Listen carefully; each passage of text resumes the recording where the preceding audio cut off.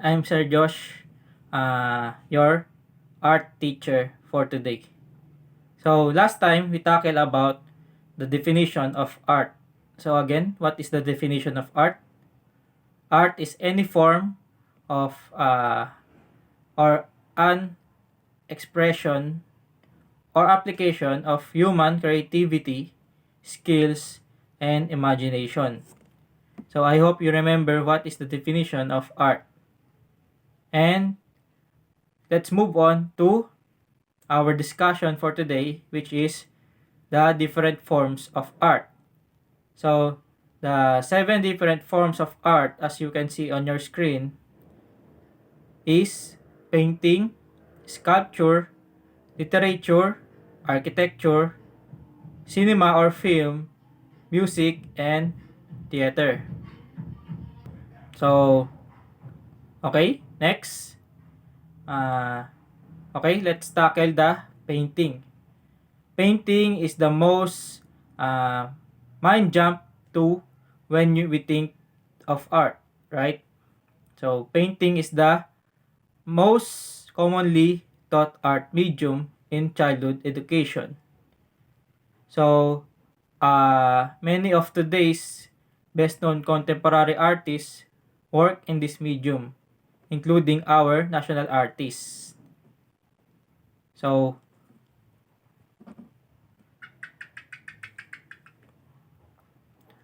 what you can see on your screen, this is the Spoliarium of Juan Luna, one of the most famous painting on our uh, country. And then, okay, next. Painting is a form of expressing your artistic vision using paint as the primary medium. So, what is the meaning of medium? Medium is the instrument using by an artist to create their art or work.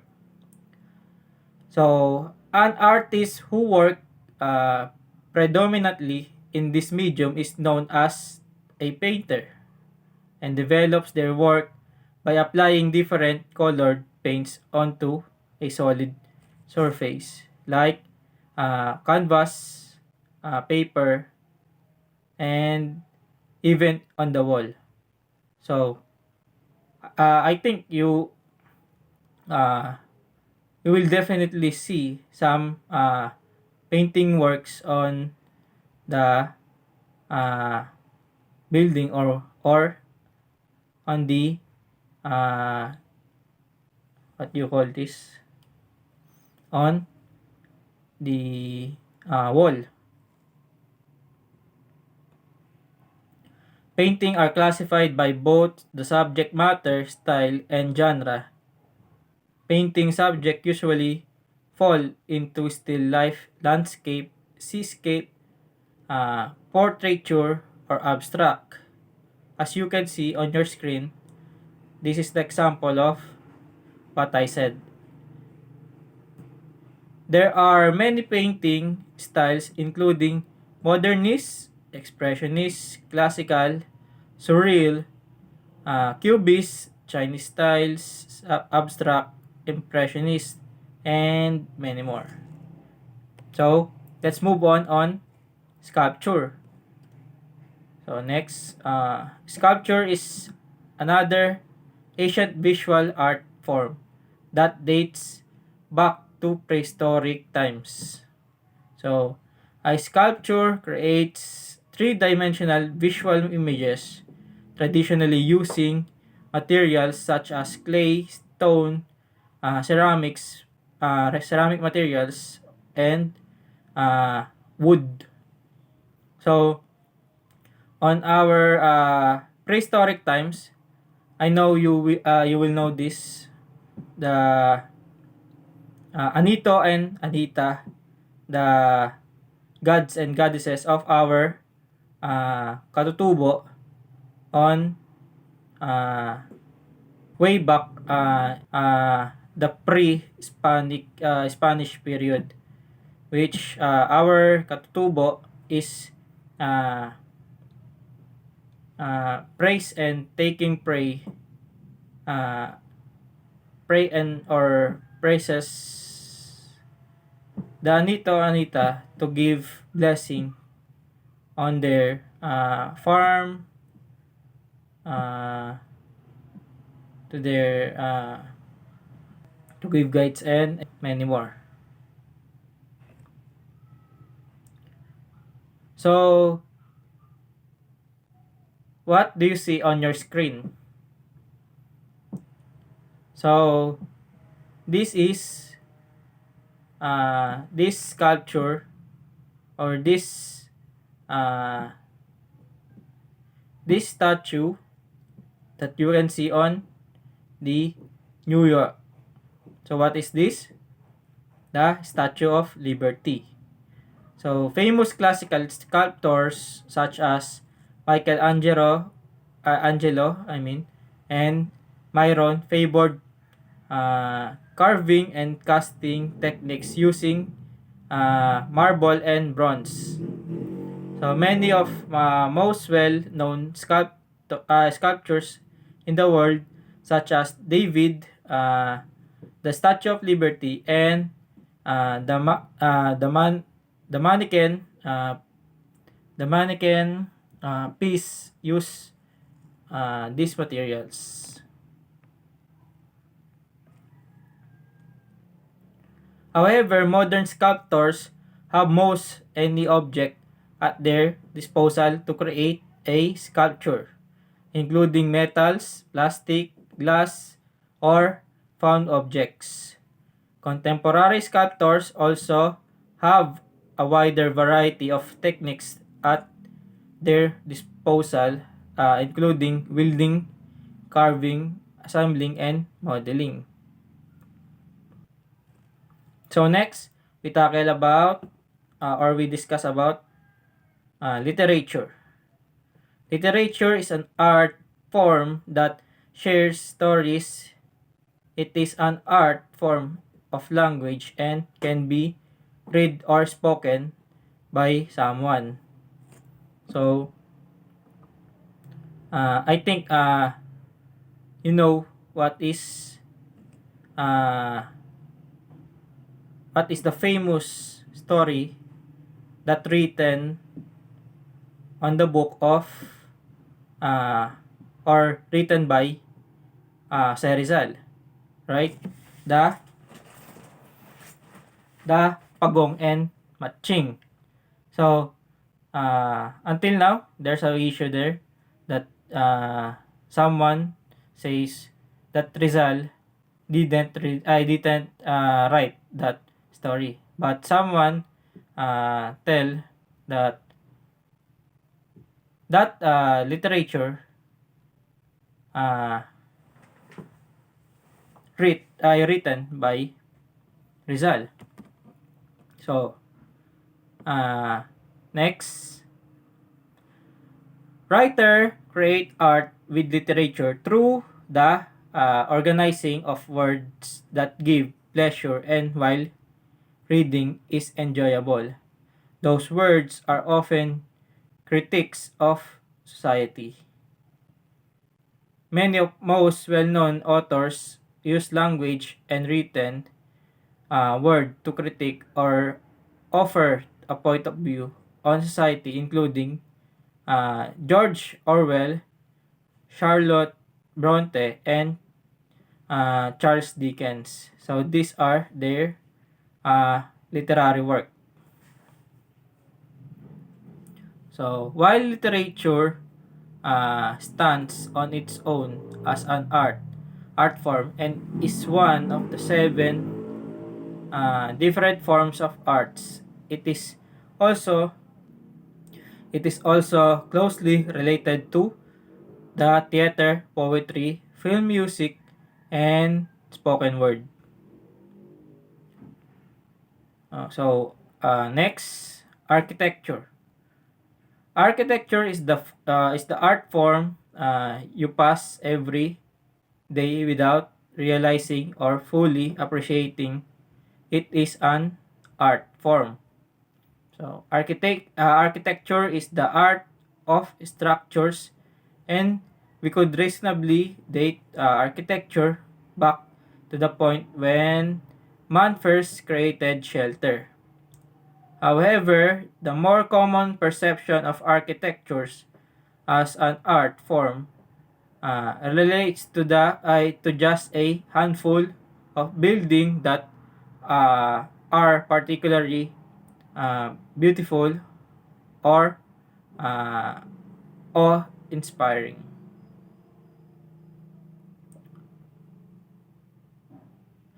So uh, so ancient feats of architectural design includes landmarks like the Great Pyramid in Rome's Colosseum, Taj Mahal. Okay, again. So the popular or the architectural or the ancient architectural design include landmarks like Great Pyramid, Rome's Colosseum, Taj Mahal, uh, Hajla Sophia or Hagla o Hagia Sophia, uh, or Stonehenge modern architecture marble, our modern architectural marvels include the Eiffel Tower, Sagrada Familia, Sydney Opera House, Louvre, Burj Khalifa, and uh, Guggenman Guggenheim Museum. I don't know what is the right pronunciation of that. So architecture serves as a functional purpose, but it is early and consistent representation of man's desire to build meaningful structures throughout history. Architecture is both utility necessity and an art form. And as sculpture, it is publicly available. So next, cinema. So cinema is the newest cinema or film is the newest of the seven forms of arts. Created just over century ago, cinema may not have the length of history as the other forms of arts on this list, but it is quickly become one of the most popular on our era. Movies are the projection of three-dimensional world onto two-dimensional screen. An art form that engages audible and visual senses, like literature movies tell a story, but they do so with both spoken word, visual arts, and more. Cinema has quickly advanced to become the large industry we know today. The movie industry employs artisans in special effects, animation, makeup, costume, writing, set design, actor, director, and many more. So,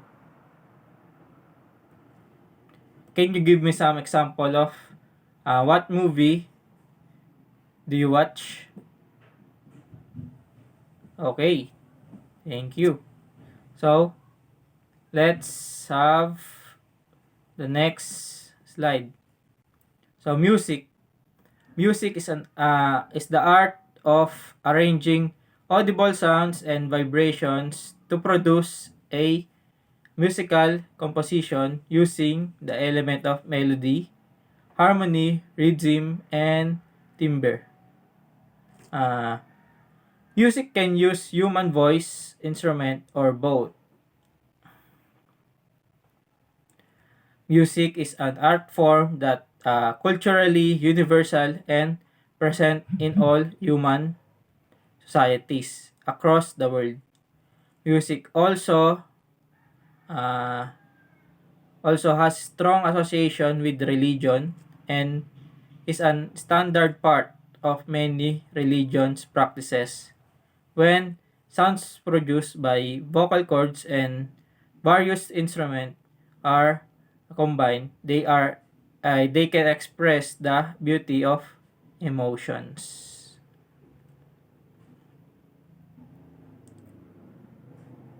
Music is more difficult uh, to date than the visual arts, but it's believed that vocal sounds played an essential role in humankind's early communication before speech development. The evidence that our ancient ancestor crafted musical instrument using wood, stones, and bones and other natural materials. Uh, so our ancestor, as you can see or as you experience going to uh, uh, remote area or the tribe, you can see the different instrument that they use on different rituals or uh, on different occasion.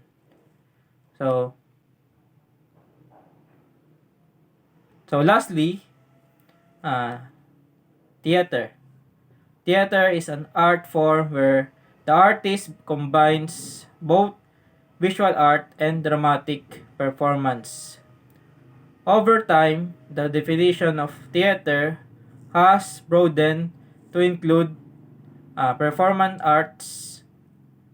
Usually, it includes different art forms where the artist uh, present or perform the art on the stage. Theater has been part of culture since the ancient Greeks in 6th century BC. Theater has seen uh, Theater has since becomes one of the most popular sources of entertainment. The broader performance arts include theater and dance, music, opera, circus arts, musical, magic or illusions, mime, and spoken poetry. The traditional Greek classification of theater, drama, tragedy, and comedy uh, still apply to many modern production.